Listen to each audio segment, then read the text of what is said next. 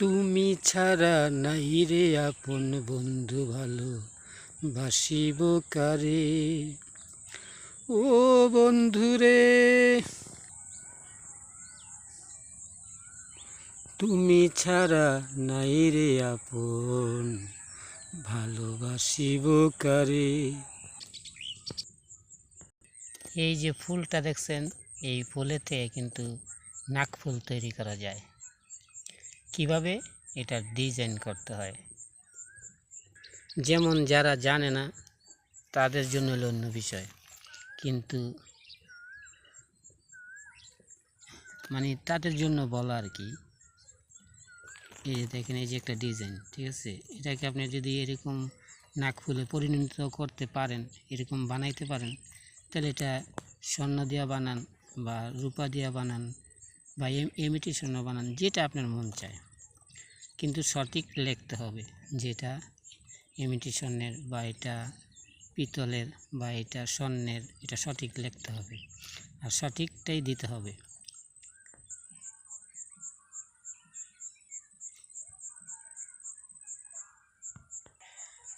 তো একটা কাজের একটা ধরন জাইনা নিতে হয়, বুঝা নিতে হয়, এটা বুঝতে হবে।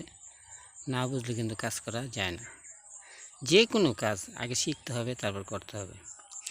যেমন বিভিন্ন কাপড়ের ডিজাইনটা কিভাবে করে, ডিজাইনটা নেয় কোত্থেকে, প্রথমে ডিজাইনটা কোত্থেকে শিখছে একটা মানুষ, সেটা কিন্তু ভাবনীয়। তো আসল কথা হলো ইচ্ছা থাকলে সব করা যায়।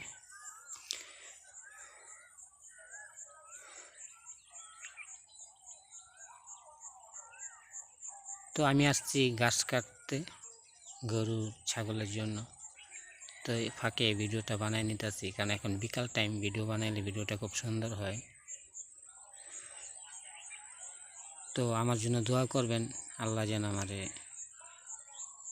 আরও ভালো ভালো জ্ঞান দান করেন, আমি যেন বলতে পারি আর আপনারা যেন শুনতে পারেন। এখানে প্রচুর ঘাস পাওয়া যায়, তাই আমি ঘাসের জন্য আসছি। দেখেন এই যে সব ঘাস, ভুট্টা ক্ষেতের ভিতরেও ঘাস আছে। তো ওই ভিডিও আমার অনেক দেওয়া আছে। তো যেটা নিয়ে বলতেছিলাম যে নাকফুল, দেখেন নাকফুলটা অনেক ছোট, ঠিক আছে, নাকে দিয়ে রাখে, ছোট একটা ফুল, কিন্তু এটা সম্মানটা কত বড় দেখছেন। আশ্চর্য না বিষয়টা? এইভাবে কখনো ভাবছেন যে একটা নাকফুলের কত সম্মান, কত দাম, কত ইজ্জত? যার একটা নাকফুল নাকে নাই, সে জানে তার বেদনাটা কি, তার দুঃখটা কি, তার কষ্টটা কি। এটা আমরা কয়জন অনুভব করি? মানুষের দুঃখ বুঝা যদি মানুষের সাথে ভালো আচরণ করতো, ভালো ব্যবহার করতো, কতই না ভালো হতো।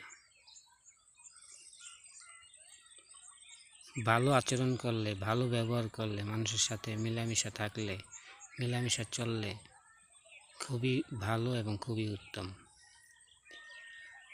দেখেন, যেখানে যত বেশি মানুষ হয়, ওই মানুষগুলো যদি আল্লাহকে ডাকে, আল্লাহকে খুশি করার জন্য, আল্লাহকে রাজি করার জন্য যদি ডাকে, আর আল্লাহ যদি সে ডাকে সাড়া দেন, সেখানে কত সুখ পাওয়া যায়, কত শান্তি পাওয়া যায়।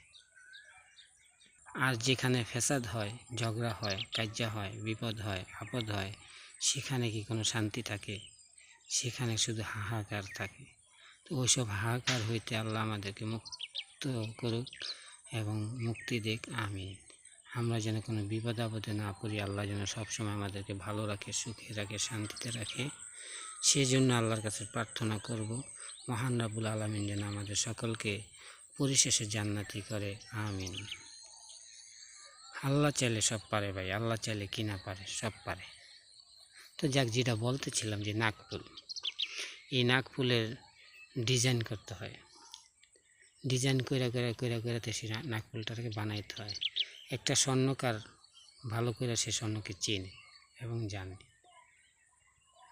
পিটায়া তারপরে স্বর্ণটাকে সে একটা জিনিসে পরিণত করে, সেটা হোক কানের জিনিস বা নাকের জিনিস বা গলার চেন, যেটাই হোক না কেন, এক পরিশ্রম ছাড়া কিছু হয় না। বাজার থেকে কিনে তো নিতে হয়ই, তারপরে আবার বাজার বলতে আবার ভুল ভাইবেন না, বাজার বলতে স্বর্ণেরও বাজার আছে, রূপারও বাজার আছে। হ্যাঁ, হয়তো আমরা জানি না এটা কীভাবে কিনতে হয় না কিনতে হয়, ওইটা লাইসেন্স করে তারপরে কিনতে হয় বাজারজাত করতে হলে, বা এটার একটা নিয়মাদি আছে, ওই নিয়মাদি মাইনা তারপর করতে হয়। যারা এই কাজ করে তারা এই সম্বন্ধে ভালো আইডিয়া তাদের আছে। তো আমি এই কাজ করি না, আমি একটা মন থেকে বলতেছি উদাহরণস্বরূপ আর কি, যাতে মানুষে আমার এই ভিডিওটাকে দেখে, এতে যাতে আমার 2টা পয়সা ইনকাম হয়। ইনকামের কথাটা কেন বলবো না ভাই, কারণ ইনকাম লাগে তো সবার। ভিডিও বানানোটা কি কাজ না? এটাও তো একটা কাজ। তবে লিগাল কথা বইলাই তো আমি ভিডিওটা বানাচ্ছি। আমি কিন্তু স্বর্ণকার না, কিন্তু স্বর্ণের কথাটা আমি বলছি। যদি ভুল ত্রুটি হয় ক্ষমা সুন্দর দৃষ্টিতে দেখবেন। তবে আমার কাছে এই জিনিসটা খুবই গুরুত্বপূর্ণ লাগছে যে একটা নাক ফুলের কত সম্মান, কত ইজ্জত। ধরেন যদি একজন আরেকজনকে বিয়ে না করত, তাহলে কি তার সংসার হইতো না?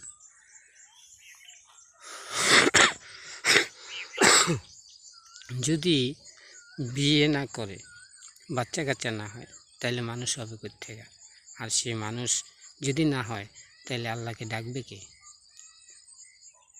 প্রত্যেকটা মানুষের ঘরেই যদি সন্তানাদি না হয়, তাইলে কি মানুষ হওয়ার রাস্তা থাকবে না? তাহলে আল্লাহকে কে ডাকবে?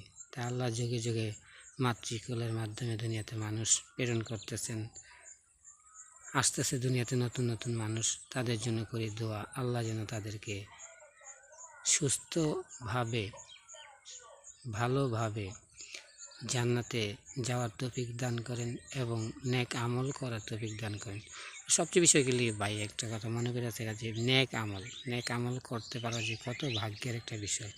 আপনারা সবাই আমার জন্য দোয়া করবেন, আমি যেন নেক আমল করতে পারি। আমার নেক আমল করার বড় ইচ্ছা। এতে ধৈর্য লাগে, তো ধৈর্য ধারণ করে যাতে আল্লাহকে খুশি করতে পারি, সেই তৌফিক যেন আল্লাহ আমাকে দান করে। আপনারা আমার জন্য দোয়া করবেন, আমিও আপনাদের জন্য দোয়া করি। আল্লাহ যেন আপনাদেরকে জান্নাতি করেন। কথার পৃষ্ঠে কথা এসে যায়, কথা না বললে কথা শুনবেন করতে। আমি যদি শুধু এরকম ভিডিওটা করতে থাকি, তাহলে আপনারা এই বুঝতে পারবেন, সব কিছু বুঝতে পারবেন না। কিন্তু কিছু একটা বলি, তাইলে আপনারা ওই বিষয়টা বুঝতে পারবেন। তো এই বোঝার জন্যই মানুষকে বলা, আর মানুষ যেন বুঝা ভালো দিকটা ব্যবহার করে, মন্দটাকে পরিত্যাগ করে, এটাই কিন্তু নিয়ম।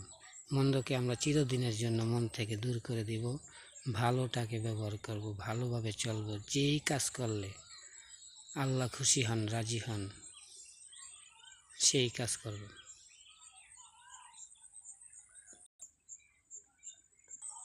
তো বাচ্চাদেরকে খেলনা কিনে দিবেন, কারণ বাচ্চারা খেলতে আনন্দ বোধ করে।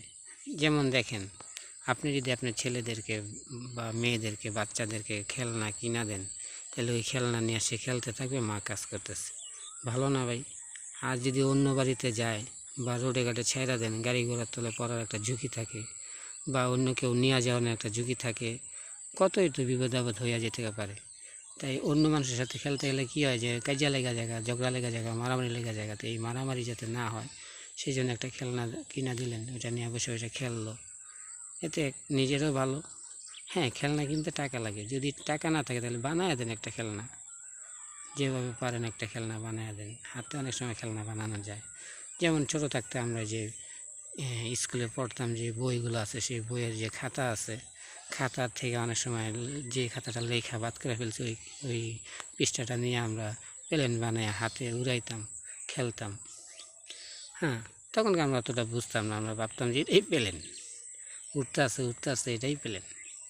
তাকায় দেখতাম কতটুকু যাই, তারে দৌড়াইয়া যে আবার আনতাম। অনেক সময় গাছে আটকায় যেত, দেশ গ্রাম তো